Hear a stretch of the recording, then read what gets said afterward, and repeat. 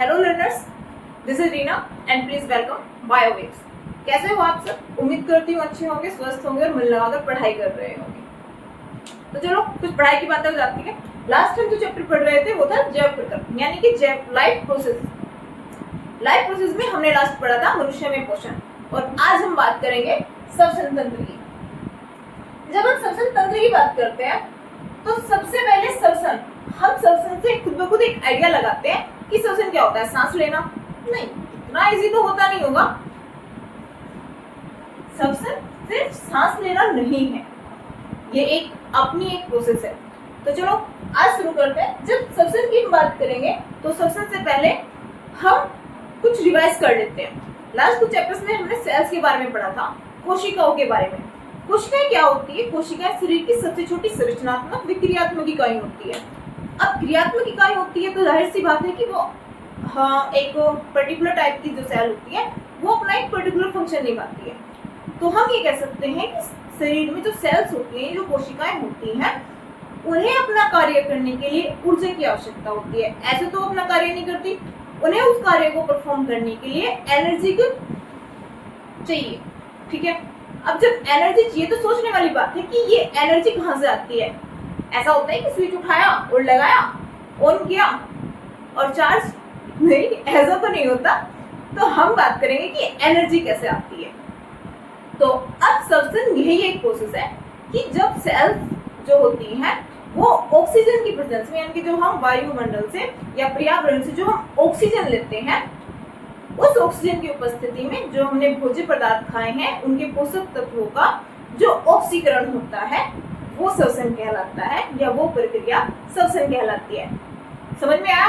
अब इसे अगर हम एक डेफिनेशन के तौर पे पढ़े तो कुछ डेफिनेशन ऐसी बनेगी। वह प्रक्रिया जिसमें कोशिकाओं में ऑक्सीजन की उपस्थिति में, ध्यान से देखना, ऑक्सीजन की उपस्थिति में, ये वो ऑक्सीजन है जो हम पर्यावरण से ले रहे हैं या वायु के द्वारा, सांस के द्वारा हमारे शरीर में जा रही है। ठीक है भाई, हम पर्यावरण में क्या लेते हैं? जब हम सांस लेते हैं तो सीधी सी बात है ऑक्सीजन की नीड होती है हमें, तो हम ऑक्सीजन ही तो लेते हैं। तो उसने सीधे सीधे कहा है कि वह प्रक्रिया है, वो प्रोसेस जिसमें कोशिकाओं में ऑक्सीजन की उपस्थिति में पोषक तत्वों का, पोषक तत्व यानी कि यहाँ पोषक तत्वों का मीनिंग भोज्य पदार्थों से है, ऑक्सीकरण होना, जिसमें ऊर्जा उत्पन्न होती है, श्वसन कहलाती है। ठीक है, वापस रिपीट कर रही हूँ। वह क्रिया जिसमें कोशिकाओं में ऑक्सीजन की उपस्थिति में पोषक तत्वों का ऑक्सीकरण होता है और जिससे ऊर्जा उत्पन्न होती है, वो प्रक्रिया क्या कहलाती है? श्वसन कहलाती है। इस क्रिया में ऑक्सीजन हम लेंगे, ऊर्जा उत्पन्न होगी और साथ ही साथ कार्बन डाइऑक्साइड जो होगी वो हम रिलीज करेंगे। यानी कि जब सांस बाहर छोड़ते हैं तो क्या निकलती है? Carbon dioxide. भाई हम ऑक्सीजन ले रहे हैं लेकिन कार्बन डाइऑक्साइड तो छोड़ रहे हैं ना, तो CO2 गैस यानी कि कार्बन डाइऑक्साइड गैस आपकी उत्सर्जित होगी। हमने भोजन खाया, या बोल सकते हो कि हमने जो खाना लिया उसमें से जो पोषक तत्व है हमारे शरीर ने, जैसे हमने पोषण में पढ़ा था, एब्जॉर्ब किए, चाहे वो मिनरल्स हो, पानी हो, विटामिन हो, तो उन सब का ऑक्सीजन की उपस्थिति में ऑक्सीकरण होना, जिसकी वजह से आपकी ऊर्जा उत्पन्न होगी और साथ ही साथ कार्बन डाइऑक्साइड उत्पन्न होगी। कार्बन डाइऑक्साइड हम वापस वायुमंडल में रिलीज कर देते हैं। तो ये पूरी एक प्रोसेस, ये पूरी जो प्रोसेस है वो क्या कहलाती है? आपकी श्वसन कहलाएगी। अब बात इसकी एनर्जी की आती है। जो ऊर्जा उत्पन्न होती है ये एटीपी की फॉर्म में होती है। एटीपी यानी कि एडिनोसिन ट्राइफॉस्फेट। ठीक है, ये तो पढ़ा था, एडिनोसिन ट्राइफॉस्फेट। या तो मैं ऐसे लिख लूं, ग्लूकोज, ग्लूकोज क्या है? भोजन, जो भोजन से हमें मिलता है यही तो है ग्लूकोज। देन O2 रिलीज क्या हो रहा है? CO2, जल और एनर्जी। ये तो इक्वेशन होगी नॉर्मल समझने के लिए। भाई ग्लूकोज क्या है? ग्लूकोज वही तो है जो भोजन खाते हैं, भोजन से हमें क्या मिलता है? एनर्जी मिलती है। इसी वजह से बोलते हैं कि ग्लूकोज, जब कोई सुनो कि वीक हो रहा है तो उसे ग्लूकोज की बोतल लगवा देते हैं। इस तरह की कुछ नॉर्मली आपने अपने जनरल लाइफ में सुना होगा। ठीक है, इस ग्लूकोज का ऑक्सीजन की उपस्थिति में, ये ऑक्सीजन वो है जो हमने वायुमंडल से ली, शरीर के अंदर गई, प्रोसेस होती है, CO2 गैस रिलीज हुई, जो हम कहते हैं जल बनता है, एनर्जी बनती है, और ये एनर्जी किस फॉर्म में होगी, ATP की फॉर्म में। इतना समझ में आया? अब बात करते हैं, एक डेफिनेशन तो ये हो जाती है, अगर ये भी समझ में नहीं आ रही है तो सिंपल आप एग्जाम में ऐसे भी लिख सकते हो कि श्वसन क्रिया एक जटिल जैव रासायनिक प्रक्रिया है जिसमें भोजन का ऑक्सीकरण होता है। थोड़ी सी लैंग्वेज ही तो घुमा दी, बाकी तो पूरा का पूरा एज इट इज है। भाई यहाँ इसने बोल दिया कि कोशिकाओं में ऑक्सीजन की उपस्थिति में पोषक तत्वों का ऑक्सीकरण होता है जिसमें कार्बन डाइऑक्साइड गैस रिलीज होगी, एनर्जी बनेगी। ठीक है, यहाँ इसने बोल दिया जटिल है। भाई जटिल तो अपने आप से होगी, सेल्स के अंदर हो रही है, ऑक्सीजन की प्रेजेंस में हो रही है। जटिल जैव रासायनिक प्रक्रिया है जिसमें भोजन का ऑक्सीकरण होता है। आप इसे भी ऐसे बोल सकते हो, ATP एनर्जी बनी किससे, ग्लूकोज यानी कि आपका फूड और ऑक्सीजन से, ऐसे बोल लो। और ऐसे भी नहीं समझ में आ रहा तो एक लैंग्वेज और आप बुला सकते हो, कार्बन डाइऑक्साइड व ऑक्सीजन के आदान प्रदान की वह क्रिया जो पर्यावरण, रक्त व कोशिकाओं के बीच होती है श्वसन कहलाती है। भाई हम वायुमंडल से ऑक्सीजन ले रहे हैं, सीधी सी बात है, तो पर्यावरण इन्वॉल्व हो गया।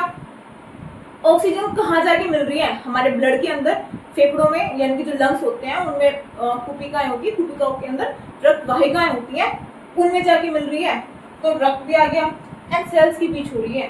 सिंपल हो गया कि CO2 यानी कि कार्बन डाइऑक्साइड व ऑक्सीजन के आदान प्रदान के, यानी कि वायुमंडल और एक जीव के शरीर के अंदर या दोनों के बीच में जो गैसों का गैस विनिमय हो रहा है, यानी कि ऑक्सीजन आ रही है, CO2 जा रही है, ये गैस विनिमय जो आदान प्रदान होता है, वो प्रक्रिया जो पर्यावरण के बीच हो रही है, रक्त के बीच हो रही है और कोशिकाओं के बीच हो रही है, श्वसन कहलाती है। तीनों डेफिनेशन समझ में आती है, इतना हो जाता है। अब अगर आप बोलोगे कि मैम इक्वेशन ऐसे इक्वेशन तो नहीं लिखोगे, आप सोचोगे एग्जाम में ये सिर्फ आपको समझाने के लिए था, ठीक है, आप एग्जाम में इक्वेशन कैसे लिखोगे जिससे आप बोलते हो कि मैम बैलेंस भी नहीं करना है, मतलब बैलेंस कैसे करनी है। बैलेंस करना तो ऑब्वियसली बात है, आपने केमिस्ट्री में सीखा होगा, ठीक है। अगर बात इस चीज की आती है कि आप इसे बैलेंस करके दिखाओ, या ये जो ग्लूकोज वाली इक्वेशन है आप इसे बताओ, तो आप ये इक्वेशन ऐसे लिख सकते हो।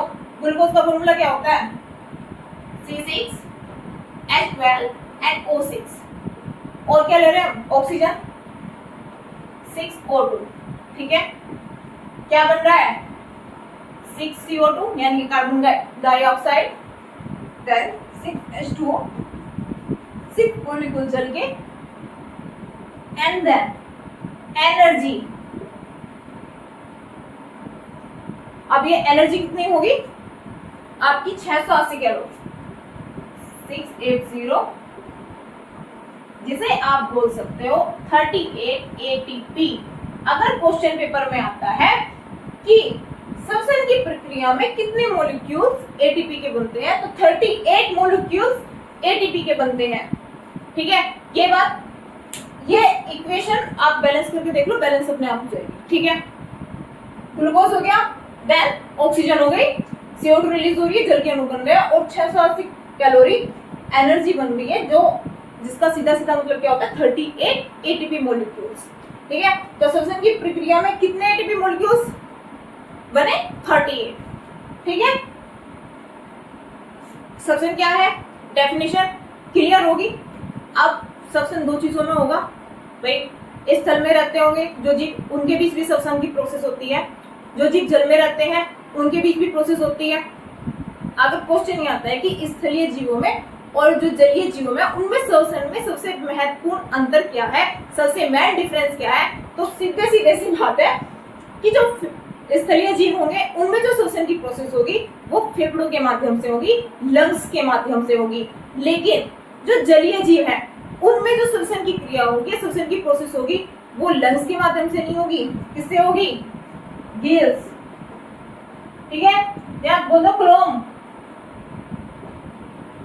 मछली जो होती है, फिशेस होती हैं आपकी बहुत, और जो जलीय जीव और भी होते हैं, तो उनमें गिल्स होते हैं या फिर क्लोम्स होती हैं, जिनकी वजह से वो श्वसन की प्रोसेस करते हैं।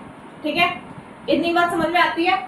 चलो अब थोड़ा आगे बढ़ते हैं। आगे बढ़ने के लिए क्वेश्चंस पेपर में कभी कभी क्या होता है कि वो थोड़ी सी डेफिनेशन या थोड़ा सा वर्ड्स का एक कंपटीशन का माहौल है, तो ऑब्वियस सी बात है कंपटीशन बढ़ रहा है, तो बच्चों को थोड़ा दिमाग घुमाने के लिए एग्जामिनर्स क्या करते हैं, क्वेश्चंस पेपर थोड़े से चेंज कर देते हैं, या फिर वो क्वेश्चंस वही रहेंगे, शब्दों का हेरफेर, जिसे कहते हैं शब्दों का हेरफेर कर देते हैं।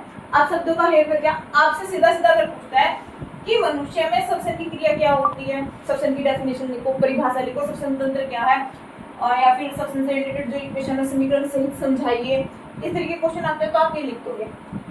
अगर क्वेश्चन में ये आए कि मनुष्य में CO2 व ऑक्सीजन यानी कि कार्बन डाइऑक्साइड व ऑक्सीजन का परिवहन क्या होता है, घूम गए ना।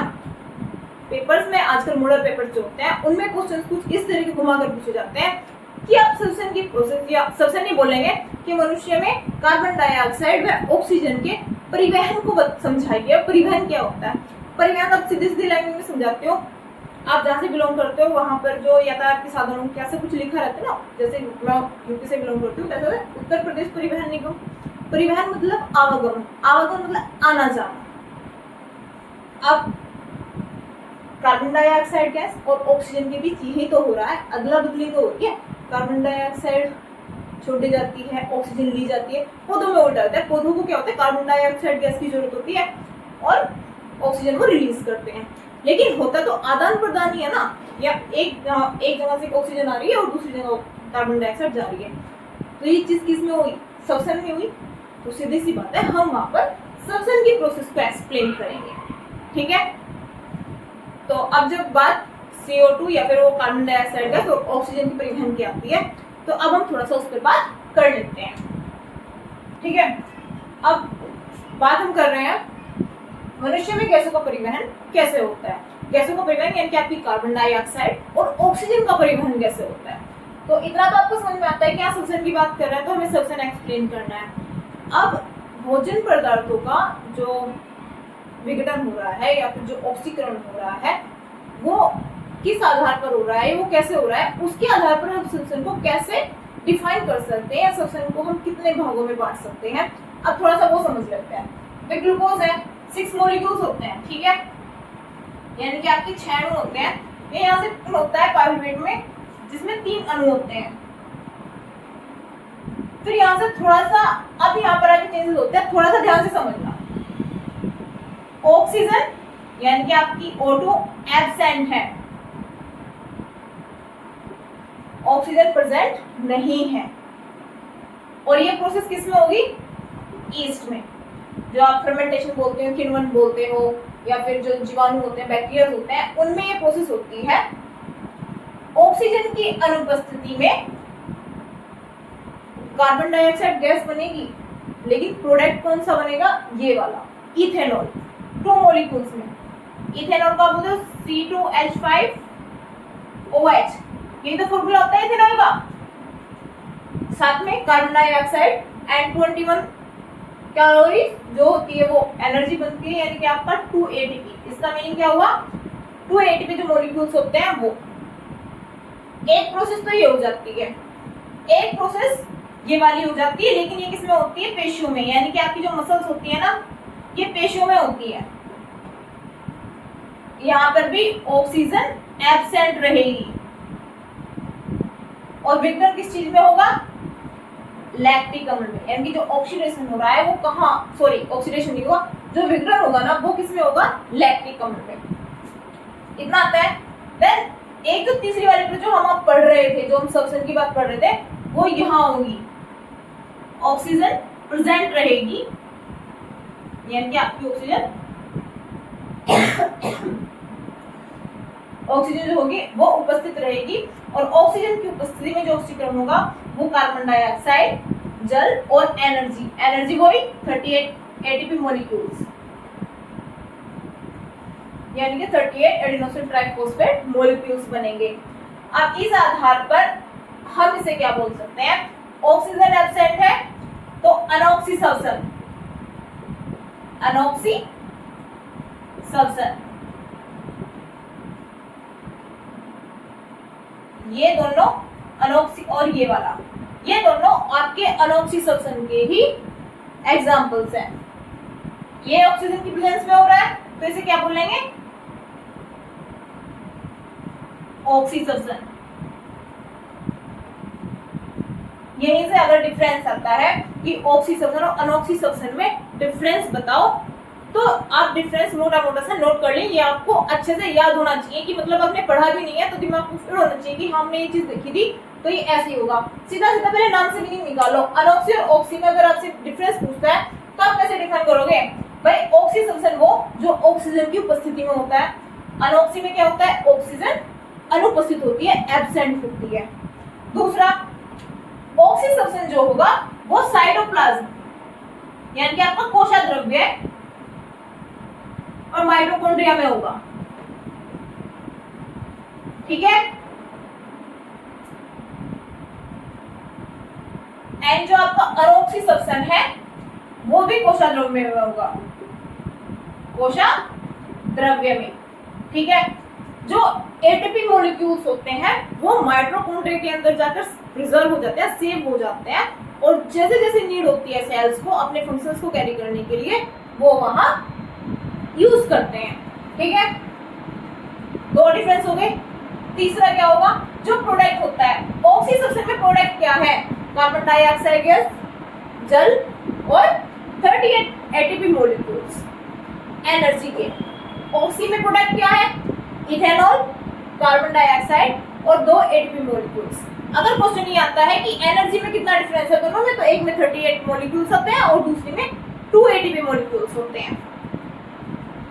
यहाँ से समझ में आ गया? आपसे वो डिफाइन कर सकते हैं ऑक्सी और अनऑक्सी में पढ़ लो, या फिर वायवीय और अवायवीय। ऑक्सी को वायवीय बोलेंगे और अनऑक्सी को अवायवीय। ऑक्सी श्वसन जो वायवीय श्वसन होता है, सीधा से बताया, ऑक्सीजन की प्रेजेंट में होगा, कोशाद्रव्य माइटोकॉन्ड्रिया में होगा। प्रोडक्ट्स क्या होंगे, कार्बन डाइऑक्साइड, जल और एनर्जी। लेकिन अनऑक्सी श्वसन में प्रोडक्ट्स क्या बनेंगे, इथेनॉल और लैक्टिक एसिड, साथ में कार्बन डाइऑक्साइड और 2 एटीपी मॉलिक्यूल्स एनर्जी के, ठीक है। कोशाद्रव्य में सेम फंक्शन करती है। इतनी बात समझ में आ गई। अब थोड़ा सा आगे बढ़ते हैं, ओके। अब बात आती है श्वसन तंत्र के कितने पार्ट्स होते हैं, कितने टाइप होते हैं। श्वसन तंत्र के टाइप्स के बारे में, या कितने तरीके का श्वसन होता है, या फिर कितने तरीके से होता है, कहाँ होता है, कैसे होता है, इसके बारे में थोड़ी सी हम बात करते हैं। तो श्वसन तंत्र जो होता है वो 3 टाइप में डिवाइड किया गया है, या 3 भागों में डिवाइड किया गया है। ऊपरी श्वसन तंत्र, निचला श्वसन तंत्र एंड मांसपेशी श्वसन तंत्र। अब बात सबसे पहले करते हैं ऊपरी श्वसन तंत्र। ऊपरी से ही अंदाजा लगा लो, जो यहाँ से ऊपर का हिस्सा है, यानी कि यहाँ से जो ऊपर का भाग है और जो श्वसन में हेल्प कर रहा है, उसे हम ऊपरी श्वसन तंत्र के अंतर्गत रखेंगे। ऊपरी श्वसन तंत्र के अंतर्गत सबसे पहले आती है आपकी नासिका, यानी कि आपकी नाक। प्रैक्टिकली समझो कि जब आप सांस लेते हो तो सबसे पहले किस चीज का यूज हो रहा है, आपकी नाक का। तो नाक से आप जब सांस लेते हो, वायुमंडल से जब ऑक्सीजन आप नाक के द्वारा लेते हो, तो नाक के अंदर श्लेष्मा या म्यूकस जैसी झिल्ली पाई जाती है। क्या पाई जाती है, श्लेष्मा, ठीक है। श्लेष्मा आपने एक जब हम क्वेश्चन पढ़े थे तब भी पढ़ा था, और म्यूकस, ठीक है।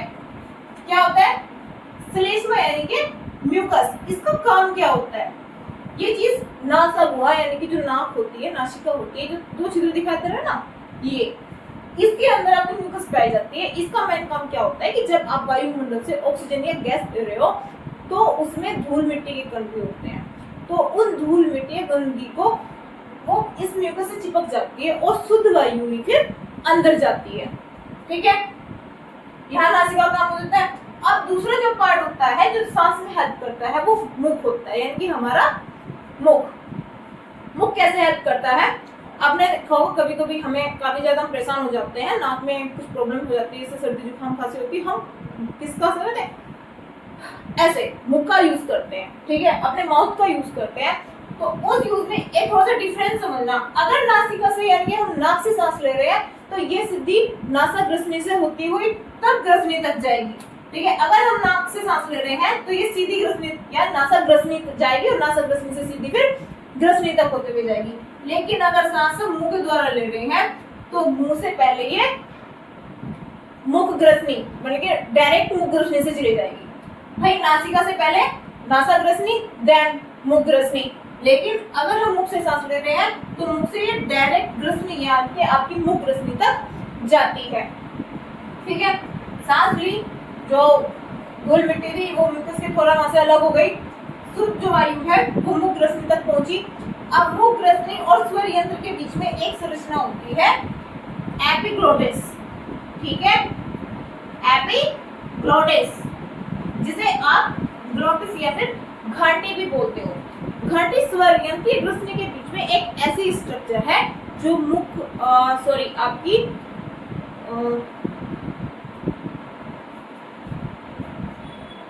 एपिग्लोटिस एक ऐसी संरचना है जो आपकी आहर नली, जो कि आपकी आहर नाल होती है उसे, और जो आपकी सांस नली होती है उसे डिफरेंट करती है, अलग करने का काम करती है। जब सांस ग्रसनी से होते हुए सूत्र तक जाती है तो बीच में एपिग्लोटिस एक ऐसी संरचना, ये कौन सी संरचना होती है, ये कार्टिलेज होता है। ये कि छोटी छोटी उपास्थियों से बना हुआ कार्टिलेज, उपास्थि मतलब कार्टिलेजिक स्ट्रक्चर है। तो इसका काम क्या है, ये डिसाइड करती है कि जो मुख से खाना जा रहा है वो सीधे आहर नाल में जाए। ये एक स्विच का काम करती है ना। ग्रसनी के बारे में हम क्वेश्चन पढ़ रहे थे, हमने ग्रसनी के बारे में बात करी, तो ग्रसनी एक स्विच का काम करती है आहर नाल के ऊपर। ठीक है, लेकिन एपिग्लोटिस की बात करते हैं तो ये एक ऐसी संरचना है जो डिसाइड करती है कि जो नासिका से सांस ले रहे हैं वो श्वास नली में जाए, और हम जो मुख से खाना खा रहे हैं वो आहर नली में जाए। ऐसा मतलब कि आपने मुंह से सांस ली और सीधा वो श्वास नली में चली गई, मतलब जो आपने मुंह से खाना खाया वो श्वास नली में चला गया, ऐसा भी तो हो सकता है। नहीं, ऐसा क्यों नहीं होता, इस संरचना की वजह से नहीं होता। एपिग्लोटिस एक हड्डी कार्टिलेज से बनी हुई एक ऐसी संरचना है जो डिसाइड करती है कि आहर नली में खाना जाना है और श्वास नली में सांस जानी है। डिफरेंस दोनों में इतना है कि जब नासिका से सांस लोगे तो वो वायु शुद्ध होकर फेफड़ों में जाएगी म्यूकस के थ्रू, लेकिन जो मुख से सांस लिया जाएगा वो शुद्ध नहीं होगा। वो जब सांस नली में जाती है तो वो एक अशुद्ध फॉर्म में होता है, उसमें धूल मिट्टी के कण जमे होते हैं, इसीलिए कहते हैं कि मुंह से सांस नहीं लेना चाहिए। ठीक है, ये इतने हिस्से की बात हो गई। अब बात करते हैं निचले श्वसन तंत्र की, यानी कि यहाँ से जो नीचे सांस में यूज होती है उन चीजों की। सबसे पहले आती है श्वास नली। ये जो स्ट्रक्चर देख लो ना, रफी डायग्राम बनाया है, बुक से देखकर अच्छे से प्रैक्टिस कर लेना। ठीक है, ये जो स्ट्रक्चर है ये आपकी श्वास नली है। ठीक है, 5 इंच लंबी होती है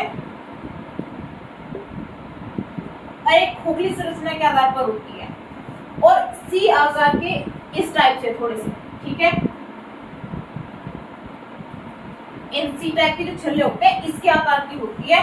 और आप कहोगे मैम ये सी क्यों होते हैं, बी भी तो हो सके, ए भी तो हो सके, ये गोल भी तो हो सकते हैं। नहीं, ये ऐसे नहीं होते।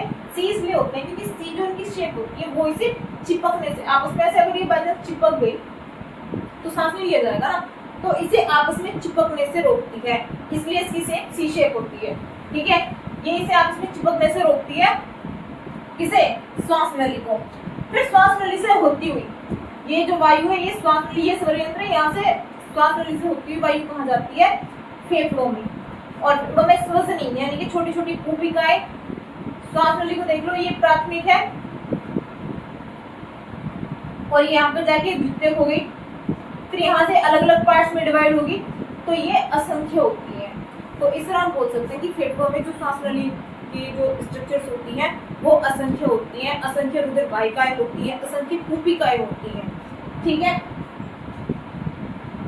ना कूपिकाएं, ये फेफड़ों के अंदर ही एक स्ट्रक्चर है, ये असंख्य कूपिकाएं होती हैं। कूपिकाओं के बारे में अभी बताऊंगी, पहले थोड़ा ये देख लो। तो जब सांस नली से होती हुई वायु यहाँ जाती है तो वहां ये फिल्टर होती है, हमारे रक्त में मिलती है, रक्त से ऑक्सीजन मिलेगी और वहां से CO2 गैस निकलेगी, फिर जैसे जो कार्बन डाइऑक्साइड होती है वो निकलेगी, उसे फिर वापस वातावरण में या पर्यावरण में छोड़ा जाएगा। ठीक है, फिर नेक्स्ट आपका आता है मांसपेशी श्वसन, जो तीसरे टाइप का है। मांसपेशी श्वसन में क्या होता है, मध्यपट या डायफ्राम, ये एक जगह है जिसमें हेल्प करते हैं। मांसपेशी श्वसन में हम जो कुछ फेफड़ों की कुछ मांसपेशियां हैं वो श्वसन में, सांस लेने में हमारी मदद करते हैं। और वो मुख्य किसकी वजह से होता है, मध्यपट या फिर डायफ्राम की वजह से। तो मांसपेशी श्वसन के अंदर क्या आएगा, मध्यपट या फिर डायफ्राम। ठीक है, ये एक ऐसी मांसपेशियां हैं जो मांसपेशी श्वसन में हेल्प करती है, फेफड़ों में हेल्प करती है, जो वायु को लेने और वायु को छोड़ने में मदद करती है, और मुख्यतः एक कार्य इसका होता है मध्यपट या फिर डायफ्राम का। अब थोड़ा सा एक बात और समझते हैं, हमने सांस ली, सांस नासिका, मुख, गुहा, ग्रंथि, स्वरयंत्र और श्वास नली फेफड़ों से होती है, फेफड़ों में जाती है। फेफड़ों में असंख्य क्या होती है, कूपिकाएं होती है। कूपिकाएं की जो झिल्ली होती है वो बहुत माहिल होती है, बहुत बारीक होती है। उस माहिल झिल्ली के अंदर बहुत सारी रक्त वाहिकाएं होती है। तो जो वायु होती है, जो हमने ऑक्सीजन ली, वो उस ब्लड में मिलती है, उस रक्त वाहिकाओं की रक्त में मिलती है, और वहां से फिर वो पूरे शरीर में फैलती है। ठीक है, और वहीं से जो कार्बन डाइऑक्साइड गैस है वो निकलती है, और अशुद्ध मात्रा में फिर वो शरीर के बाहर हमारी सांस के द्वारा ही छोड़ी जाती है। इतनी बात क्लियर हो गई? ठीक है, अब श्वसन भी दो तरीके का होता है, एक बाह्य श्वसन और एक आंतरिक श्वसन। अब हम थोड़ा सा बाह्य श्वसन और आंतरिक श्वसन के बारे में पढ़ लेते हैं।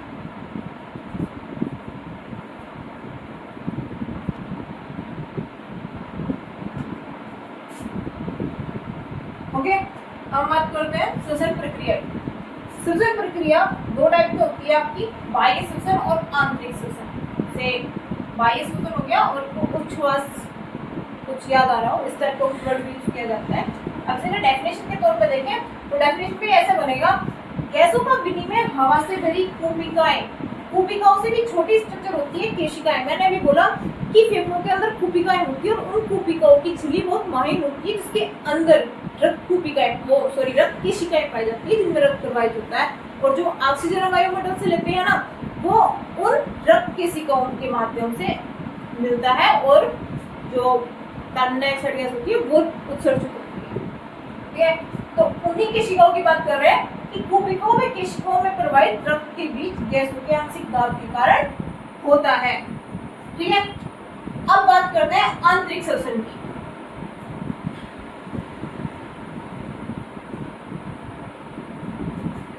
आंतरिक श्वसन केशिकाओं में प्रवाहित रक्त व ऊतकों के मध्य विसरण के माध्यम से होता है। यानी ये वाला जो श्वसन होता है वो केशिकाओं में जो प्रवाहित रक्त होता है, जो हमारे टिश्यूज होते हैं, उनके मध्य विसरण के माध्यम से होता है। इतना काफी है आप लोगों के लिए। नेक्स्ट हम बात करते हैं, एक क्वेश्चन आता है श्वसन गुणांक के आधार पर। हम देखते हैं कि कई बार क्या होता है कि श्वसन गुणांक के बारे में पूछ लेते हैं, या तो इसकी डेफिनेशन पूछ लेते हैं, या फिर कुछ यौगिक देके या तो फॉर्मूला पूछ लेंगे, या फिर आपको एक इक्वेशन देके ये पूछ लेंगे कि कार्बोहाइड्रेट्स होते हैं उनका श्वसन गुणांक क्या होता है। ठीक है, तो सबसे पहले तो श्वसन गुणांक यानी कि आपका रेस्पिरेशन क्वोशिएंट, जिसे आप बोलते हो, श्वसन भागफल भी से बोला जाता है। तो क्या होता है, इसका फॉर्मूला क्या बनेगा, उत्पन्न कार्बन डाइऑक्साइड गैस का आयतन बाय ग्रहण की गई ऑक्सीजन का आयतन। कि मतलब कितनी तो आपने ऑक्सीजन यूज की या वायुमंडल से कितनी ऑक्सीजन यूज हुई है, और बदले में कितनी कार्बन डाइऑक्साइड गैस रिलीज हुई है। तो ये इसका एक फॉर्मूला है। कई बार ये होता है कि वो आपसे पूछ लेता है कि कार्बोहाइड्रेट्स का इक्वेशन देके पूछ लेगा कि कार्बोहाइड्रेट्स जो होते हैं उसका श्वसन गुणांक क्या होता है। तो आरक्यू ऑफ कार्बोहाइड्रेट्स, इसका श्वसन गुणांक होगा आपका 1। ठीक है, प्रोटीन्स जो होंगे उनका भी आपका 1 ही होगा, एंड जो आपके फैट होंगे यानी कि वसा, उसका आपका होगा 0.71। ठीक है, ये आपका रेस्पिरेशन क्वोशिएंट है इन यौगिकों का। अब कई बार क्या होता है कि एग्जामिनर जो होते हैं वो घुमाने के लिए पूछ लेते हैं, जो दाल है, दाल का श्वसन गुणांक बताओ। अब दाल से हमें क्या मिलता है सबसे ज्यादा, प्रोटीन, तो वहां हम प्रोटीन का श्वसन गुणांक लिखेंगे। ठीक है, जो कि क्या होगा 1। तो आज का श्वसन तंत्र यहीं पर खत्म करते हैं। आगे की जो उत्सर्जन और रुधिर की वहन का जो चैप्टर है वो हम नेक्स्ट वीडियो में कंटिन्यू करेंगे।